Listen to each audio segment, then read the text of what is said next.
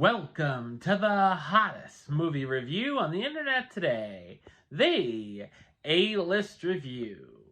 I am your host, the Game Changer, Wes Troop, and it's time to go back to the couch. That's right, because this is a film that is streaming exclusively on Paramount Plus. But is it worth a lick of your time? My review of the 2023 teen supernatural film, Teen Wolf the Movie, coming up now.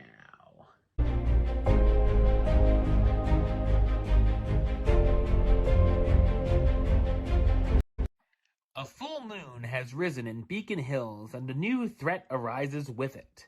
Scott McCall is still a werewolf, but no longer a teenager, reunites with old friends as well as new allies.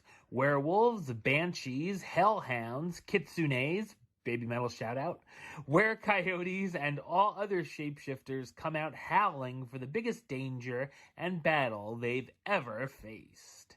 So what did I think of Teen Wolf the Movie? I thought it's a dreadful supernatural thriller teen drama. It's directed by Russell Mulcahy, who's best known for directing films such as Razorback, Highlander, and Resident Evil Extinction. It of course follows the 2011 MTV television series. I've never seen one episode of the series, so I'm going into this film with fresh eyes and no nostalgic ties to it. I've heard that the main consensus from fans is that they're split, with some digging the reunion of sorts and the fan service that it delivers, but some agreeing with me that it's painfully bad. Two big cast members, being Dylan O'Brien and Arden Cho, didn't come back for the film, so that certainly may have harmed the project from the get-go as well. This movie definitely feels like an extended episode of a television series. It picks up around 15 years after the series finale, and now the teens are 30-something shapeshifters. The effects look awful and cheap, looking like something out of the early 2000s, and they would have looked awful and cheap back then. Any kind of fight scenes or action sequences look lame as well.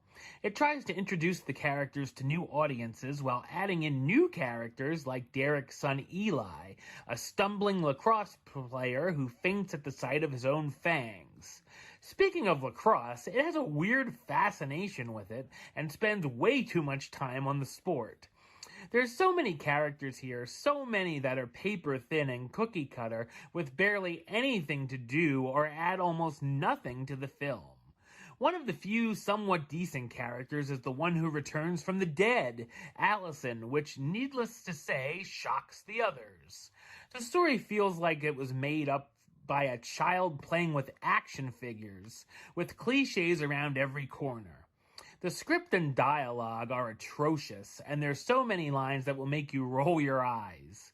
The comedy falls flat on its face, and the only time I laughed at anything was at the material I found to be unintentionally funny. The film also clocks in at 2 hours and 20 minutes, which is way too long, and goes as slow as dripping molasses. There's no chemistry at all to be found with any of the cast, and the performances are terrible pretty much all around. Tyler Posey stars as Scott McCall, the alpha werewolf who's been using his powers less frequently and running an animal shelter. Crystal Reed as Allison Argent, newly brought back to life and can't remember much of anything. Tyler Hoechlin as Derek Hale, the werewolf who's taken on a role as a consultant to the Beacon Hills PD. And Holland Roden as Lydia Martin, the banshee working at a firm focused on green energy. Teen Wolf the Movie is a howlingly bad, cheesy reunion that certainly did no favors in trying to recruit me as a new fan. Number-wise, I'm going to give it a 2 out of 10, which gives it the A-list rating of, "Hey Teen Wolf, I only got 2 words for ya. Suck it." Alright, well that's the show. I'll be back with another review very soon. But until then, don't forget to subscribe right here on YouTube. youtube.com/westside515. Like the show on Facebook, facebook.com/westtroupaylist. And of course, you can follow me on the Twitter, Instagram, and Letterboxd at WesAlist. Until next time, Troop out.